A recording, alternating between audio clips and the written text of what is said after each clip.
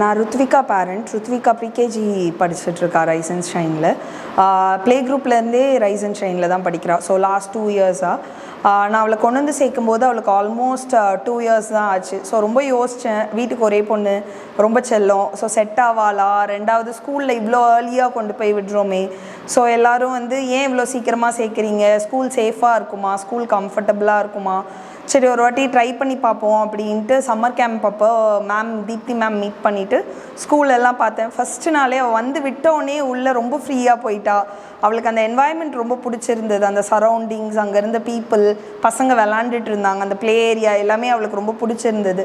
சரி ஓகே, பாப்பா கம்ஃபர்டபுளாக ஃபீல் பண்ணுறா, சரி ஒரு வாரம் சம்மர் கேம்ப் அப்போ அனுப்பி பார்ப்போம் அப்படின்னு ஒரு வாரம் வந்துட்டு போனால் நல்லா இருந்தது அவளுக்கு. சரி ஓகே அப்படின்ட்டு ப்ளே குரூப்க்கு ரெஜிஸ்டர் பண்ணியிருந்தோம். ப்ளே குரூப்க்கு வர ஆரம்பித்ததுக்கப்புறம் எனக்கு நிறைய சேஞ்சஸ், அவள் பிஹேவியரில் சேஞ்ச், ஃபுட் பேட்டர்னில் சேஞ்ச்.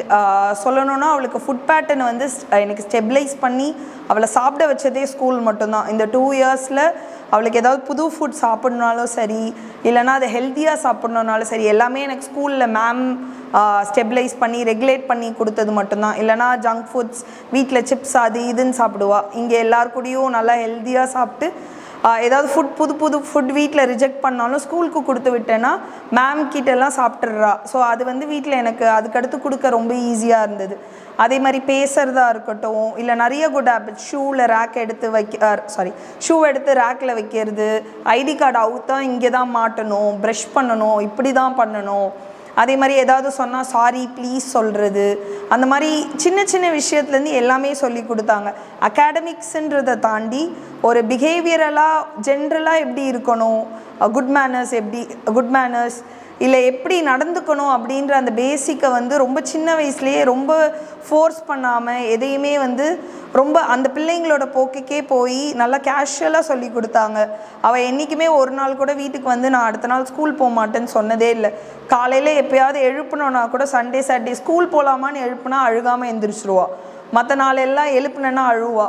ஸ்கூலுக்கு அவ்வளோ நல்லா கம்ஃபர்டபுள். சண்மதி மேமாக இருக்கட்டும், ஹரிதா மேமாக இருக்கட்டும், இப்போ ப்ரீகேஜி அவங்க தான் ஹேண்டில் பண்ணுறாங்க.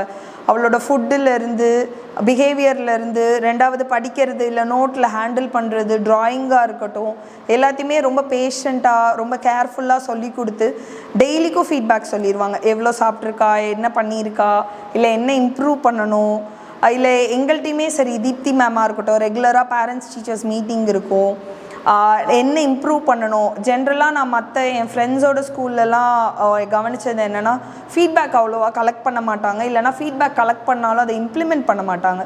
பட் ரைஸ் அண்ட் ஷைனில் நான் ஸ்டார்ட் பண்ண நாள்லேருந்து இன்றைக்கி வரைக்கும் நான் நிறைய ஃபீட்பேக் ஷேர் பண்ணியிருக்கேன். அதை ஆப்டிமிஸ்டிக்காக எடுத்துப்பாங்க. அது நம்ம என்ன ஃபீட்பேக் கொடுத்தாலும் அதை புரிஞ்சுக்கிட்டு அதை உடனே இம்ப்ளிமெண்ட் பண்ணிடுவாங்க. இமீடியட்டாக பண்ண முடிஞ்சது இமீடியட்டாகவும், இல்லை இப்போ ஒரு யூனிஃபார்ம் சேஞ்சாக இருக்கட்டும், இல்லை மெட்டீரியல் யூனிஃபார்மில் சஜஷன் கொடுக்குறோம், இல்லை பேண்ட்டோட சைஸ் கொஞ்சம் லென்த்தாக இருந்தால் ஸ்போர்ட்ஸ்க்கு நல்லா இருக்குன்னு சஜஷன் கொடுத்தோன்னா அதை உடனே இப்போ போன இயர் சஜஷன் கொடுத்துருந்தோம், அதை இமீடியட்டாக மேம் இம்ப்ளிமெண்ட் பண்ணிட்டாங்க. இப்போ ஸ்போர்ட்ஸ்னால் மண்டேவும் ஃப்ரைடேவும் லாங் பேண்ட் போடுற மாதிரியும், மற்ற நாள்லாம் குட்டி பேண்ட் போட்டிருக்க மாதிரியும். ஸோ அந்த மாதிரி எல்லா இதுலேயுமே என்ன சஜஷன்ஸ் கொடுத்தாலும் ஈஸியாக அக்செப்ட் பண்ணிக்கிறாங்க. ரெண்டாவது புது ஸ்கூலோட என்வாயன்மெண்ட், ப்ளே ஏரியா, அதுக்கப்புறம் கிளாஸ் ரூம்ஸ். என் பொண்ணுக்கு என் வீட்டுக்கு அடுத்து ரொம்ப கம்ஃபர்டபுளாக இருக்க ஏரியானா அது ஸ்கூல் தான். விளாடுறதா இருக்கட்டும், கொஞ்சம் லேட்டாக வந்தால் கூட தேடவே மாட்டா, அவள் பாட்டுக்கு விளாண்டுட்டு இருப்பா. இங்கே இருக்க ஸ்டாஃப்ஸ், கேர்டேக்கர்ஸ் எல்லாருமே அப்படி தான் ரொம்ப நல்லா பார்த்துக்குறாங்க, அவங்க வீட்டு பசங்க மாதிரி பார்த்துக்குறாங்க. ஸோ எனக்கு ரொம்ப கம்ஃபர்டபுளான ஸ்பேஸ் ஸ்கூல். ஸோ கண்டிப்பாக நீங்கள் ஒரு புது பேரண்ட் பார்த்துட்ருக்கீங்க, இந்த ஸ்கூலில் சேர்க்கலான்னா நான் ரைஸ் அண்ட் ஷைன் கண்டிப்பாக ரெக்கமெண்ட் பண்ணுவேன். இது one of the best decision நான் எடுத்தது என் பொண்ணுக்கு. ஸோ கண்டிப்பாக நீங்கள் யோசிச்சுட்டு இருந்தீங்கன்னா கண்டிப்பாக ஸ்கூல் விசிட் பண்ணுங்கள், உங்களுக்கு கண்டிப்பாக பிடிக்கும். தேங்க்யூ.